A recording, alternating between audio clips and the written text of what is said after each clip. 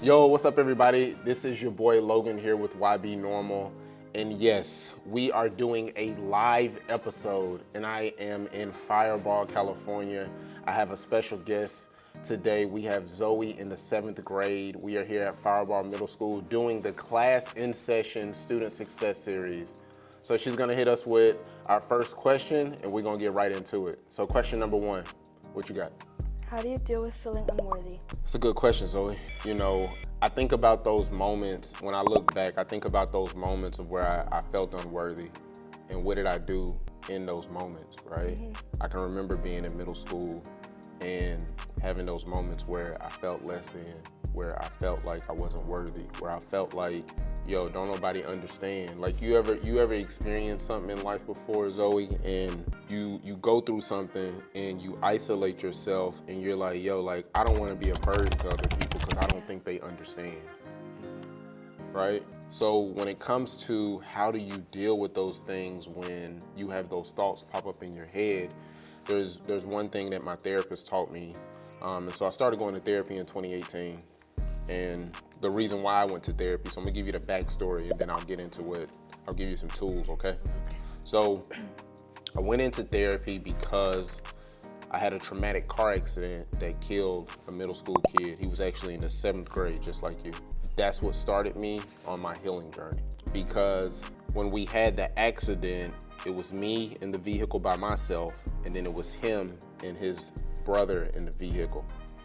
And he immediately died off of the impact. I was going up the hill and they were coming down the hill. And what happened was that the car was coming around the curve. When they were coming around the curve, he turned it too hard because he was going so fast and he went into the ditch. And then he turned it to try to correct it. And what happened is that they call it yawling is what it's called. And so what happens is that when you try to correct the car too much, now it starts to become out of control. So when he went into the ditch to turn the wheel to come back, he turned the car sideways and now it's coming at me sideways. And so what happened is that I hit in the middle. So on the passenger side in the front and then the passenger side in the back, there's that little line right there, you know where the door is? That's exactly where I hit at, and it turned the car into a V, and we went into the ditch. And so that was my start of my healing journey, right? And I had PTSD from it.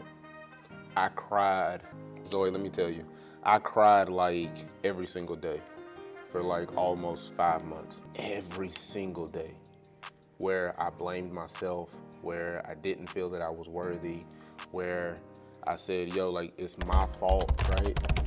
And so when I have those moments where I have imposter syndrome or I have those negative thoughts that pop in my head, what I've learned is a tool that I learned in therapy is that the question that I ask myself is, who told you that? So when you have a negative thought, you ask yourself, who told you that? Because a lot of times what happens is as human beings, we be in our own head about stuff. You ever been in your head about something and you like, yo, I don't think I'm worthy of this, or I don't think I deserve this. When in actuality, you really do, but because you haven't experienced it before or you haven't done it before, you're like, I don't know if I should do this. I'm not worthy of it. These different thoughts start to pop in your head. Nobody seems to understand, right? And so we beat ourselves up. And so one of the things that I use when I have those thoughts is I ask myself, Logan, who told you that? And so when you have those moments, because that's exactly what it is, it's a moment. It's not anything that you're going to stay there forever, right? Because we were created and born to evolve, right? Yeah. So you're in the 7th grade now, but think about when you were a baby. You had to learn how to crawl before you could walk, right? Yeah. Mom and dad used to pick you up and take you everywhere, put you on a little car seat and carry you everywhere, right? Yeah. When you wanted them to pick you up, you like this, right? Yeah. But what happened is that you started to evolve, right? You started to become the person that the creator intended for you to be, right? So then you started crawling. Then you was like, okay, maybe I could walk now. Let me try little steps, right? Probably took a couple steps and then you fail. Like I remember my kids when they were babies, they used to do that, right? They would take a couple steps and then they would fall. Then they would get up again, take maybe one step, And then, oh, boom, fall again, right? Yeah. And so we evolve. And so what happens is when you have those thoughts, I need you to know that it's just a moment. It's not anything that's gonna be there forever. If you choose to fight through it, if you choose to work through it, if you choose to encourage yourself, right? Love on yourself. What does that look like for you, right? Yeah. So that's one thing, is using that tool of like asking yourself, like, yo, who told me that? If you don't come up with anybody, you know what happens? You in your own head. Yeah. So when I would say that, right? Because I use that tool even now. When I do it to myself, if I come up with somebody, then I'm like, yo, I need to take it a step further. We need to have a conversation, right? Yeah. So just doing things like that. And then the second thing I would say is do you journal? No, I don't. No? So the second thing I would say is journal. Write out those thoughts. You look like you the type that like hold stuff in. Yeah, I do. You do? Yeah. You wanna know something? What? Let me tell you a secret. Don't worry about it. Don't worry about it. Can't nobody hear us. It's just me and you, okay? I do the same thing. I would do the same thing where I would hold my emotions and my thoughts in, and then you know what would happen? It would eat at me. And then people are wondering like, yo, why is Zoe crying? But Zoe's struggling internally Yeah. because she's dealing with some things and she don't want to tell nobody, right? Which in turn, you're not telling nobody because you don't want to be judged, right? I don't want people to look at me different, right? I don't feel safe in different things like that. Does that make sense? Yes. So yeah, so I would say when it comes to those things in regards to like when you have those thoughts, one, ask yourself, who told you that? Two, journal, right? Because you writing it out, you're releasing it. And then what also helps you is that you can look back over time in your journal and be like, yo, I remember in August when I was like struggling, wondering if I was gonna make the basketball team or wondering if I was gonna make straight A's. And then the second semester come around and now you got straight A's. Now you made the basketball team. Now you're a part of the principal's cabinet and his council and all of those different things, right? Why? Because you believed in yourself. You used the tools to not let those thoughts that you have internally, you made a decision to say, yo, I am going to fight back, right? Because when I used to have imposter syndrome. And sometimes I still have it, right? When I have, new opportunities where it's like, yo, I don't think I'm worthy of that. I don't know if I could do that. Is it possible? Can we? I don't know. I was never exposed to that, right? So just different things like that. Does that make sense? Yes, it does. Okay. What else you got? How do you avoid conflict? Ooh, that's a good one. You at my front door. My God. Ooh. She said, how do you avoid conflict? Man, we might have to cut this episode short. Yeah, Zoe. Man, woo. So, how do you avoid conflict? There's a few different ways when it comes to conflict and how we deal with it, how we handle it. Some people avoid it, right? Like my attachment style. So, do you know what attachment styles are? No. So, I'm gonna give you some insight, all right? So now when you talk to your friends, they gonna think you like Albert Einstein, like Zoe Einstein. You feel what I'm saying? Yeah. Okay, all right. So what an attachment style is that when a person is triggered in some type of form of fashion, it goes based off of how they handle things, right? So for example, you said, how do you deal with conflict? When I was younger, because my attachment style is fearful and avoidant.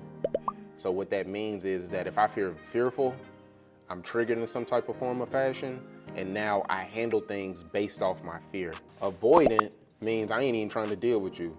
So if we got some type of conflict, you know what's finna happen? I'm finna avoid you at all costs.